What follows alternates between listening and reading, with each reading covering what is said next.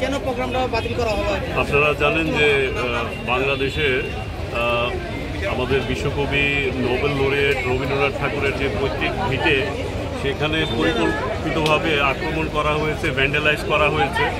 তার প্রতিবাদে আজকে সারা ভারতবর্ষে আমরা প্রতিবাদ মিছিল করার আমাদের প্রোগ্রাম ছিল।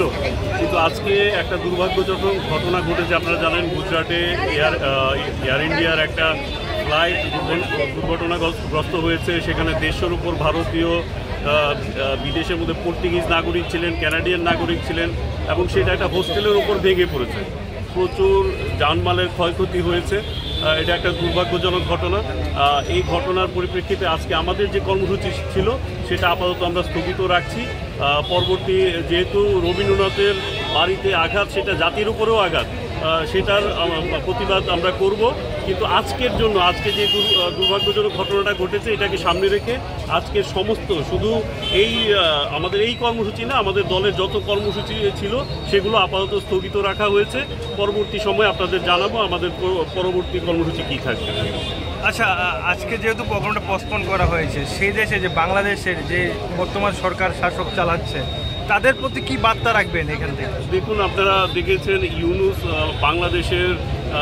বাংলাদেশে ভারপ্রাপ্ত যিনি এখন দায়িত্ব নিয়েছেন, উনি প্ল্যান্ড ওয়াইজ অনেক কিছু ভারত বিরোধী করছেন, ভারত বিরোধী কার্যকলাপ করছেন। আমরা দেখেছি ভারত বাংলা সীমান্তেও ওনারা অস্থিতিশীল পরিবেশ তৈরি করার লাগাতার একটা চেষ্টা করছে। ভারত বিরোধী বিভিন্ন স্টেটমেন্ট দিচ্ছেন যারা সরকারে আছেন, দায়িত্ববান লোকেরা।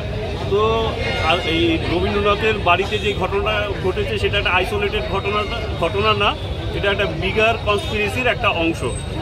আমরা দেখতে পাচ্ছি বিগত বছর থেকে যখনই হাসিনা সরকারকে টপল করে ইউনূস সরকারের দায়িত্ব হাতে নিয়েছেন, তখন থেকেই ক্রমাগত একটা ভারত বিরোধী একটা সেন্টিমেন্ট ওখানে গ্রো করার চেষ্টা করা হচ্ছে। সেটারই একটা অংশ কালকে যেটা ঘটনা ঘটেছে আমরা মনে করি।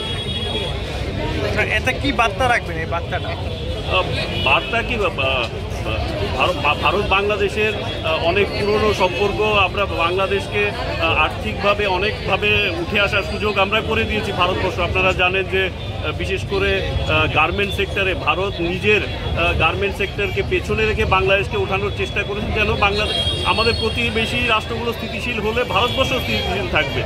কিন্তু যেইভাবে ভারত বিরোধী কার্যকলাপ করছে, ইউনূস যদি নিজে সঠিক পথে না চলে, ইউনূস হয়তো দীর্ঘস্থায়ী হবেন না বাংলাদেশে, এবং বাংলাদেশ, পাকিস্তান বা অন্য রাষ্ট্রগুলো যেগুলোর মধ্যে স্থায়ী সরকার নেই, যেখানে অস্থিতিশীল পরিবেশ থাকে, সেই দেশগুলোর মতোই অবস্থা বাংলাদেশেরও হবে।